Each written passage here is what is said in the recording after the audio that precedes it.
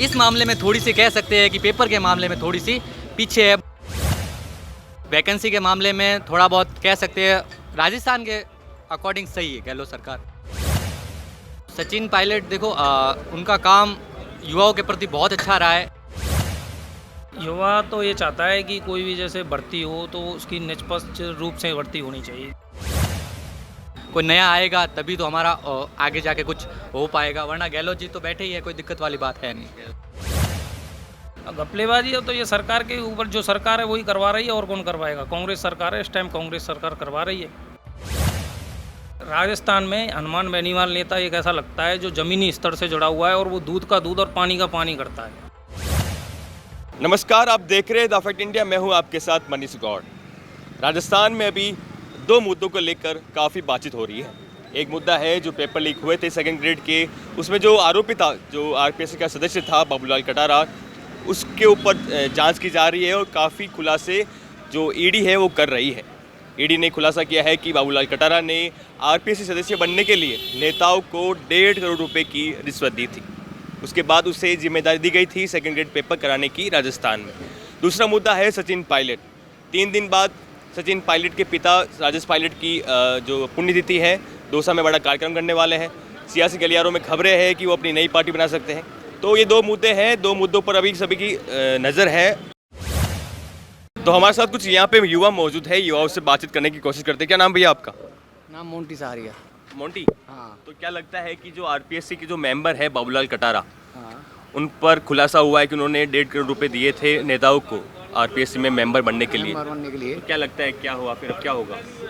इन पर कार्रवाई होनी चाहिए। सचिन पायलट जी जो कर रहे हैं, जो अच्छा कर रहे हैं, आरपीएससी की तरफ से जो भी हो रहा है वो कार्रवाई होनी चाहिए और आरपीएससी भंग होनी चाहिए। और जो बच्चों को ये कह रहे हैं सचिन पायलट जी, मुआवजा मिलना चाहिए, बिल्कुल मुआवजा मिलना चाहिए इस पर भी।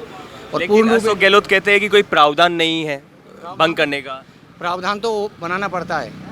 किसी भी चीज़ को अगर हम कर रहे हैं, कंटेक्ट कर रहे हैं, तो उसके लिए प्रावधान बनाना ज़रूरी होता है और बनाएंगे यही, सरकार में यही है, सत्ता में। एक ये भी सियासी गलियारों में बातचीत चल रही है कि सचिन पायलट जो 11 जून को अपनी नई पार्टी बना सकते हैं, जिस प्रकार से उन्होंने अल्टीमेटम दिया था और सरकार ने उस पर कुछ काम नहीं किया, मांगे नहीं मानी। तो क्या लगता है कि ये मतलब कुछ फेक है या ऐसी झूठी खबरें हैं या कुछ अफवाह है, क्या है? अभी से तो कुछ नहीं कह सकते हैं, क्योंकि वो उन्होंने कोई भी इस तरह के बयान में पूर्ण रूप में ये नहीं कह पाए हुए कि मैं कांग्रेस छोड़ रहा हूँ। और जब तक वो कह नहीं पाएंगे, और मुझे भी नहीं लगता है कि वो कांग्रेस छोड़ पाएँ, क्योंकि कांग्रेस से उनका पूर्ण रूपेण, उनके पिताजी का और उनका राजेश पायलट जी का भी कांग्रेस से जुड़ाव रहा है शुरू से ही। तो मुझे नहीं लगता है कि वो छोड़ पाएँ। आपका क्या नाम है भैया? मेरा नाम मुकेश वर्मा। ये जो राजस्थान में पेपर लीक हो रहे हैं, गहलोत का कहना है कि एसओजी पहले से काम कर रही है, जब चुनाव आते हैं तब केंद्र सरकार सीबीआई, ये ईडी ये ले आती है। भैया ये सब कुछ भी नहीं है। अगर ये काम होते तो पहले से हो जाते हैं। आजकल क्या कि पैसे वालों के काम होते हैं, मेहनत करने वाले हर एक स्टूडेंट परेशान है। मेहनत करने वालों के लिए इतना ही बचता है जो पैसे वाले छोड़ के चले जाते हैं। आदमी बेरोज़गार युवा आजकल बहुत ज़्यादा परेशान है। मेहनत करने वाला सक्सेस नहीं हो पाता। कहते हैं कि मेहनत करो सक्सेस होगा, ऐसा कुछ भी नहीं है। ये सब बातें हैं। सक्सेस वही होता है जिसके पास पैसा है। राजस्थान में कुछ ही महीनों के बाद चुनाव है, क्या लगता है युवा क्या चाहता है? राजस्थान में भी कांग्रेस सरकार थी तो उन्होंने कैसा काम किया युवाओं को लेकर? काम तो देखो सरकार सब आती ही जाती है, काम वो नहीं होता। काम स्टूडेंट यही चाहता है कि सब काम एक सिस्टम तरीके से होना चाहिए। सबसे पहले तो जो भी रणनीति बनाते हैं वो एक अच्छी तरीके से होना चाहिए। पेपर लीक होते हैं, वो जाते हैं जेल में, छूट के आते जाते हैं, कोई एक ठोस कार्रवाई नहीं हो पाती उनकी। ठोस कार्रवाई नहीं हो पाती है। तो क्या लगता है कि सचिन पायलट ने जो आरपीएससी को पूर्ण गठन करने की मांग की थी, तो गहलोत ने कहा था कि ये कोई प्रावधान नहीं है, ऐसा नहीं हो सकता है, ना कभी हुआ है ना होगा। देखो सिस्टम है, अगर सिस्टम चाहे तो हो सकता है। वैसे कुछ भी कर सकता है। हाँ, सिस्टम चाहे तो कुछ भी आर्टिकल या कुछ भी लेके आ सकता है। यहाँ पे और लोग भी मौजूद हैं, इनसे भी बातचीत करने की कोशिश करते हैं। राजस्थान में सरकार तो केंद्र के अकॉर्डिंग देखा जाए तो नरेंद्र मोदी है, और अपने राजस्थान के अकॉर्डिंग देखा जाए जो है अशोक गहलोत है। अशोक गहलोत अच्छा काम कर रहे हैं, लेकिन अच्छा कर रहे हैं। बट ये है कि पेपर लीक का मामला, जैसे हम कल हम गए थे उमेश यादव की रैली में गए थे। इसकी रैली में उमेश यादव की जो था ना सम्मेलन, वहाँ पे गए थे हम लोग। उपेन यादव। हाँ, जो भी उपेन यादव। तो वहाँ पे हम जब गए थे, हम कुछ उम्मीद लेके गए थे कि हमारे जो पद है उसमें बढ़ोतरी हो या फिर वैकेंसी टाइम पर हो, आचार संहिता लगे। तो उससे पहले ही विज्ञप्ति जारी हो, इस रीज़न से गए थे। बट जो वहाँ के बीडी कल्ला जी थे और कल्याणमल जी थे, कल्याणमल राठौड़ जी थे, तो उन्होंने वो टॉपिक ना छेड़ते हुए टॉपिक राजनीति का छेड़ना चाहा। तो उससे भी थोड़ा सा कहना चाहेंगे कि युवाओं को परेशानी हुई। हाँ, युवाओं को परेशानी हुई। हम कल समथिंग 9 बजे 10 बजे रैली स्टार्ट थी, 4 घंटे की समथिंग रैली थी। कुछ नतीजा निकला उस का, क्योंकि नतीजा देखा जाए तो हम सब ने, युवाओं ने, हम पर्चे भी जो पैम्पलेट थे वो भी बना के लेके गए थे कि सीईटी पे 40% बढ़ाओ और सेकंड ग्रेड के पद या विज्ञप्ति निकालो आचार संहिता लगने से पहले, क्योंकि हमें समथिंग 2 साल और वेट करना पड़ेगा वैकेंसी के लिए, ठीक है। तो इसीलिए कल हम गए थे, बट वहाँ जो मुद्दा उठना चाहिए था वो उठा नहीं। मुद्दा जो उठा वो उठा था कि इस पार्टी ने कितना काम किया, उस पार्टी ने कितना काम किया। अब जितना, हाँ, आपको बता दें कि कल एक महापंचायत थी, वहाँ पे जो बेरोजगार युवा है वो वहाँ पे पहुँचे थे। उपेंद्र यादव वहाँ पे कर रहे थे युवाओं को लेकर। वहाँ पे तमाम जो बीजेपी के नेता है, कांग्रेस के नेता है, वो वहाँ पे मौजूद थे, जिसमें राजेंद्र राठौड़ थे, उपेंद्र यादव थे और कांग्रेस से जो आरटीडीसी चेयरमैन है धर्मेंद्र, वो भी वहाँ पे मौजूद थे। तो कुछ निष्कर्ष निकला ना? हाँ, निष्कर्ष नहीं निकला। कल जैसे रैली का मतलब ये होता है कि उन लोगों को बुलाया है ना, तो वो हमारे बारे में सुने, हमको सुझाव दे।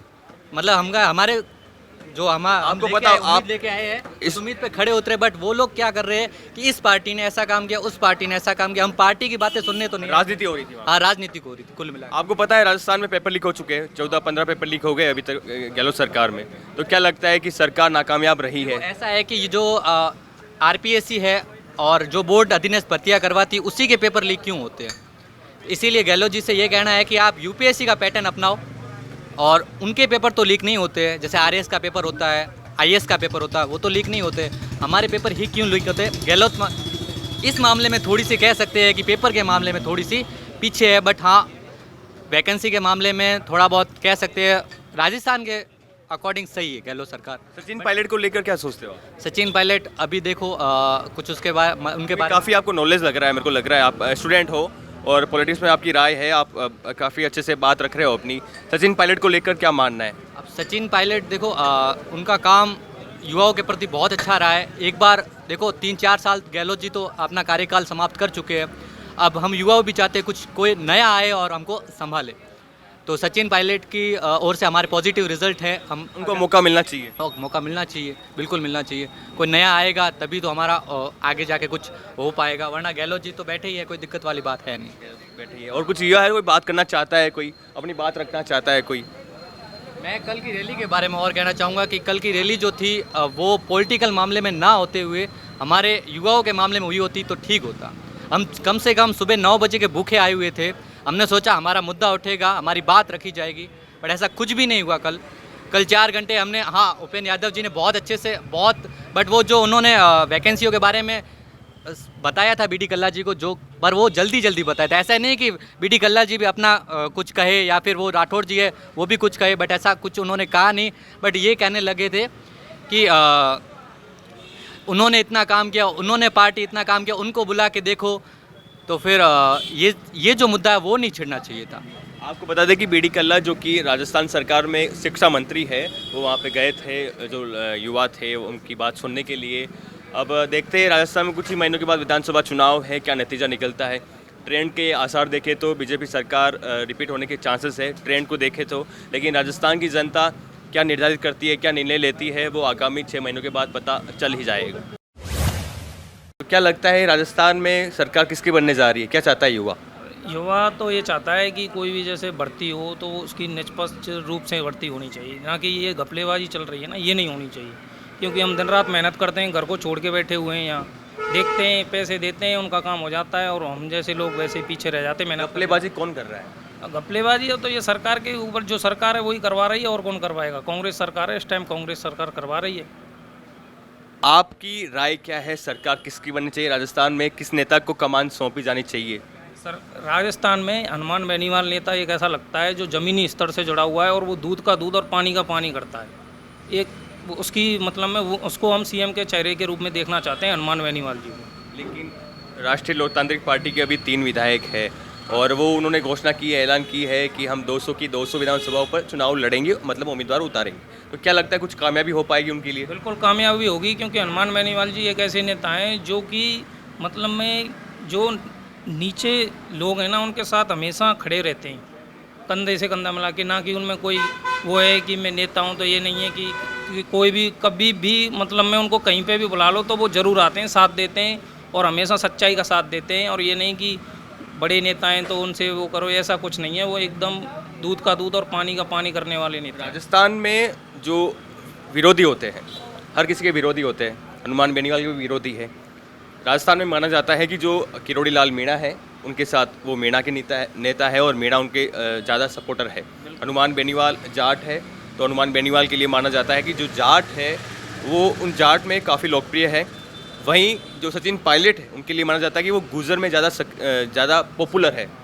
तो क्या ये कुछ है, ये वाकई कुछ सच है इनमें? ऐसा कुछ नहीं है हनुमान बेनीवाल जी का तो कि जाटों के लिए ही करें, ऐसा कुछ नहीं है। वो सर्व समाज को साथ में लेके चलते हैं हमेशा, कोई भी हो। अभी भी कुछ दिन पहले उन्होंने मतलब मैं ऐसा कुछ मुसलमानों का कुछ हुआ था, उसमें भी वो गए थे, तो उन्होंने ऐसी कोई बात नहीं है, सर्व समाज को साथ में लेके चलते हैं। और वो बोलते हैं कि मैं अगर कुछ ऐसा करता हूँ कि मैं गलत हूँ या कुछ भी हूँ तो मेरे पे जांच बैठाई जाए। वो कभी जांच से करवाने से नहीं डरते हैं, और नेता तो डरते हैं कि जांच मेरे पे बैठाई जाएगी तो अशोक गहलोत का कहना है कि जो ये ईडी आ रही है राजस्थान में, अब चुनाव से पहले चंद महीने बाकी है, तो ईडी आ रही है, एसओजी पहले से जांच कर रही थी पेपर लीक मामले में। तो ये केंद्र सरकार की मंशा है कि वो राजस्थान में जो चुनाव को भुनाने के लिए या कुछ करने के लिए ऐसा कर रही है, कदम उठा रही है। हाँ, ये चुनाव में और क्या आने के लिए तो करवा रही है सरकार, और क्या करवा रही है? बीजेपी नहीं, बीजेपी क्योंकि जो ईडी है वो केंद्र के अंडर में आती हाँ, ईडी जो अभी आरएस की जांच कर रही है ना ईडी, है। ये सेकंड ग्रेड भर्ती पेपर की। हाँ सेकंड ग्रेड भर्ती की, और ये आरएस की भी शायद जांच कर रही है ईडी। तो क्या लगता है कि केंद्र मंशा है और केंद्र की कुछ ऐसा करने की? और केंद्र की कुछ नहीं है मनसा, वो तो अच्छी बात है कि अगर वो जब कांग्रेस सरकार गलत नहीं है तो उसे दिक्कत क्या आ रही है जांच करवाने में? सही गलत है। आपको बता दें कि राजस्थान में काफ़ी पेपर लीक हो चुके हैं। जो युवा है वो अपने गांव ढाणियों से शहर आता है, यहाँ पे कमरा लेता है, जो कोचिंग है उसकी फ़ीस देता है। माँ बाप बड़ी आस के साथ उसको यहाँ पे भेजते शहर में ताकि उनका लड़का है वो पढ़ लिख कर किसी अच्छे पद पे पहुँचे, मेहनत करके। लेकिन जब पेपर लीक हो जाते हैं तो राजस्थान में कहीं ना कहीं युवाओं के साथ खिलवाड़ होता है। राजस्थान में जो एक कार्यकाल है गहलोत सरकार का, उसमें 14 पेपर लीक हो चुके हैं, 14 से 15 पेपर लीक हो चुके हैं, जिससे पेपर लीक होते हैं। गहलोत सरकार पर सवाल खड़े होते हैं। अब देखते हैं कि राजस्थान का युवा क्या चाहता है, राजस्थान का युवा क्या तय करता है और आगामी विधानसभा चुनाव में अपना क्या निर्णय सुनाता है। आप तो बने रहिए हमारे साथ, देखते रहिए द फैक्ट इंडिया। नमस्कार।